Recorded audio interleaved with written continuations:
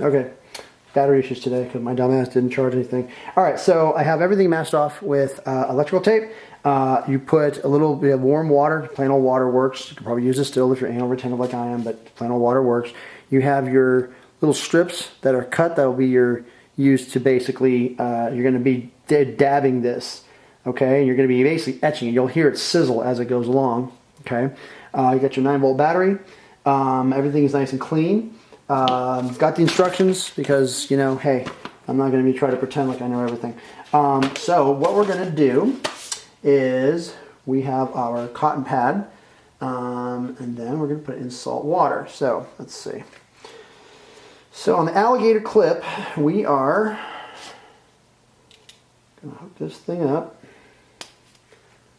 just like that. So now we have our leads ready to go, okay? And the red wire, as I thought, is going to go to the metal itself. So you're just going to basically take it and you're going to hook it to any part of the metal that you can get it on. Obviously, you want to kind of keep some stuff out of the way because you don't necessarily want things to touch per se. Okay. And obviously, you do want to keep everything isolated. You don't want the black to touch the other part. So you're going to take your little section of salted deal here, and we are going to squeeze it out very thoroughly. Okay, so you want this thing just damp. You don't necessarily want it completely.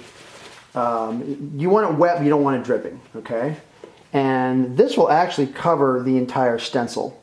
Okay, so what we do is we take this and we hook it up to there. Okay, now you have your actual etching unit. Okay, and you're going to just basically place it on there. Okay, and you're just going to touch it. And you might hear it sizzle. You might hear it. What do you call it? You might hear it sizzling. You might get a smell out of it. That's all completely normal. So you're basically just going to use it, and you're just going to dab it.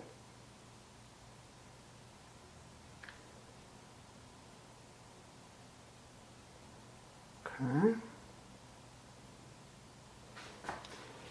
So then you're going to take it and you're going to hold it. I'm actually going to get this a little wetter. Stay there. Don't touch. Don't touch anything metal. There we go.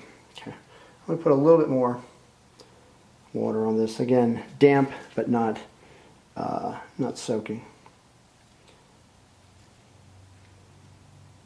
I'm sure probably you're going to ask, can I feel this is electrical current? No, I can't.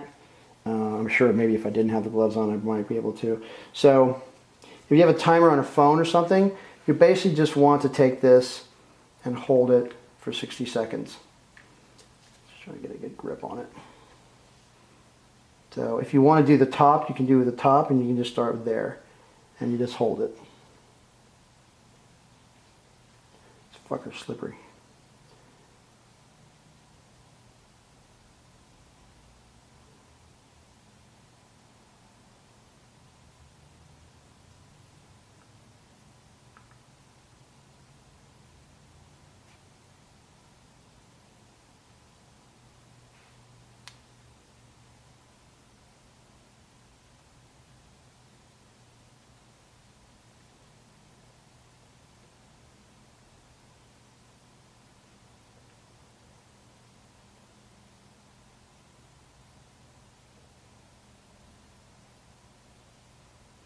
Now, according to the instructions, you should be hearing sizzling and or seeing bubbling. I am seeing actually neither, but it does look like it is starting to etch.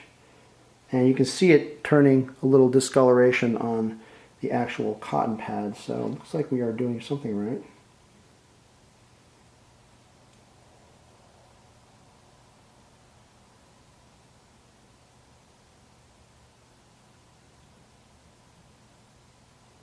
They do recommend you do this outside. There's supposedly some fumes that are given off I haven't smelled anything yet. I'm sure that the smell of etching metal is probably not the greatest smell in the world.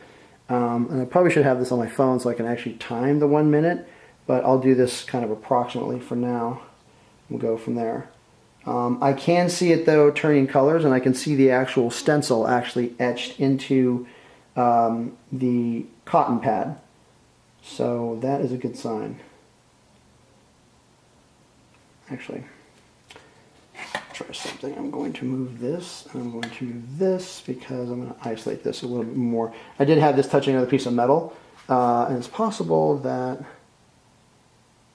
that might cause a problem.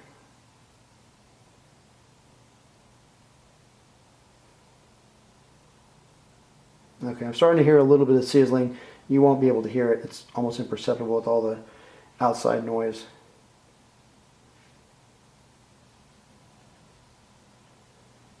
It looks like it is slowly starting to etch.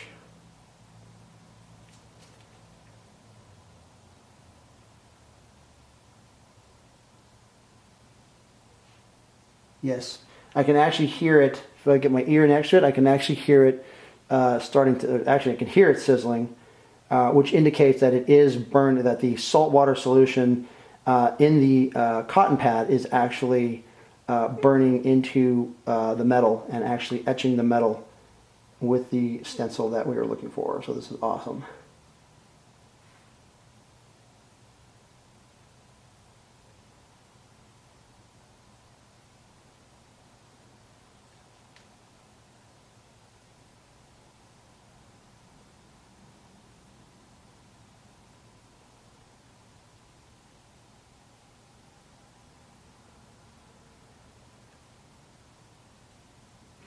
Now, when doing a restoration such as this, you can control the depth of the etching process. So if you want something that doesn't look like it was freshly etched, you can actually go shallower.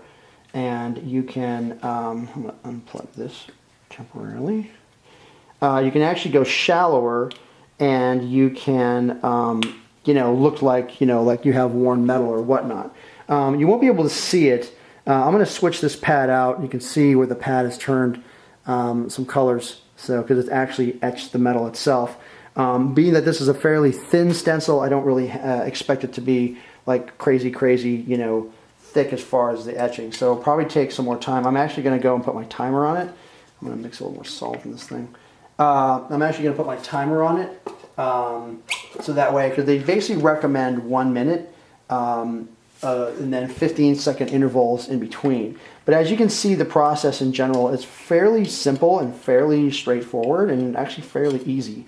It's just a matter of just taking your time and then waiting until it gets where it needs to be. So I'm going to come back with a actual timer on my phone, and we will go for actually a better battery, and then we'll go from there. So give me just 1 minute and I'll be back. Been a total of about 5 minutes. I'm actually very satisfied with the results. I got a very nice deep etch. I'm going to see if I can show it to you in the camera. It's going to be, maybe be able to see it, but you can see the flaming bomb, okay, the US and the flaming bomb markings. Actually pretty, let me look a normal way. So you can see where it's etched into the metal, and it's an actually nice, fairly deep etch on it. I'm actually pretty happy with that. Tiny little sloppy on the actual bomb itself, but it could have been because my stencil was a little fucked up.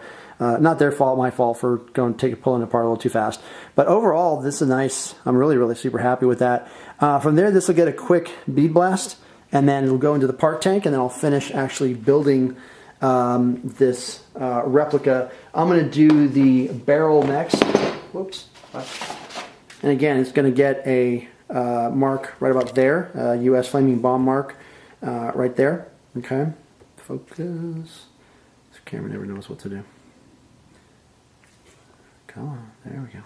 It's going to get right about there. All right, and then also I'm going to be doing this M92 receiver over here as well. So stay tuned for that. I'm not going to go through the process again because it's fucking tedious to watch. But what I will do is show you all the aftermath so you can get kind of an idea of how it looks when I'm done. All right, hopefully this will focus, but you can kind of see the work that's been done to the barrel. I basically have this one turned a little wonky on that right side, but overall not too bad. I'm trying to hunt for focus on this stupid thing. I'm blind as fuck. Alright, I hope that's a little clearer. If not, I'll just do this.